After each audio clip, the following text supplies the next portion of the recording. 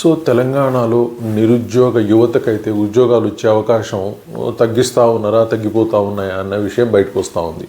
ఎందుచేత అంటే నిన్నటికి నిన్న వచ్చిన వార్తల్లో ఏమని చెప్తా ఉన్నారు అంటే తెలంగాణలో ఉద్యోగ విరమణ పెంపుని 4 సంవత్సరాలకు పెంచాలని చెప్పేసి ప్రభుత్వం ఆలోచిస్తూ ఉంది అని చెప్తా ఉన్నారు. అంటే వాళ్ళ లెక్కలు కూడా డీటెయిల్గా ఇచ్చారు. ఓవరాల్గా ప్రతి సంవత్సరం కూడా దాదాపు ఒక 8 నుంచి 10,000 మంది రిటైర్ అవుతూ ఉన్నారు. సో ఉద్యోగుల సంఖ్య తగ్గుతూ ఉంది. కాకపోతే ఉద్యోగుల సంఖ్య రిటైర్మెంట్ పెరిగినప్పుడు ఏం చేయాలి?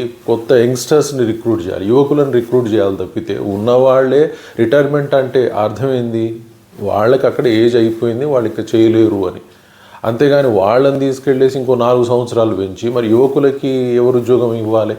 ఇప్పుడు ఆ గవర్నమెంట్లో ఆల్రెడీ ఉద్యోగం చేస్తున్న వాళ్ళ పిల్లలకు కూడా ఉద్యోగాలు రావు కదా. సో మినిమం గవర్నమెంట్ ఆలోచించాల్సింది ఏంటి అంటే ఉన్నవాళ్ళ వయసు పెంచి వాళ్ళకి చేతగాని స్థితిలో కూడా వాళ్ళతో పని చేయించుకొని జీతాలు కాపాడుకుందాం, లేదంటే వాళ్ళకి పెన్షన్ ఇవ్వాల్సి వస్తుంది, వాళ్ళకి గ్రాట్యుటీ ఇవ్వాల్సి వస్తుంది, డబ్బులు లేవని తప్పించుకునే ప్రయత్నం చేసే బదులు మరి ఎలాంటి ఉద్దేశంతో ఉద్యోగాలు కల్పన చేస్తామని చెప్పారు, ఏ విధంగా మేము అద్భుతాలు చేసి ఉద్యోగాలు ఇస్తున్నామని చెప్తా ఉన్నారు.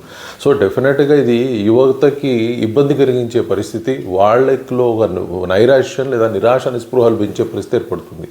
సో ఓవరాల్గా ఉద్యోగ విరమణ వయస్సును పెంచే బదులు అదే స్థాయిలో యువకులని ఉద్యోగాల్లో నియమిస్తే కనీసం యువతలో ఒక బలమైన నమ్మకం ఏర్పడుతుంది. వాళ్ళు జీవితాశయంతో పనిచేయగలుగుతారు, ఉత్సాహంగా పనిచేయగలుగుతారు. అంతేగాని వాళ్ళకి నిరుత్సాహం వచ్చే విధంగా వీళ్ళ ఉద్యోగ పదవి విరమణ పెంచుకుంటామే మీకు ఉద్యోగాలు ఇస్తున్నాం అంటే ఏ విధంగా నమ్మాల్సి వస్తుందో ప్రభుత్వం చెప్పాల్సిన అవసరం ఉంది.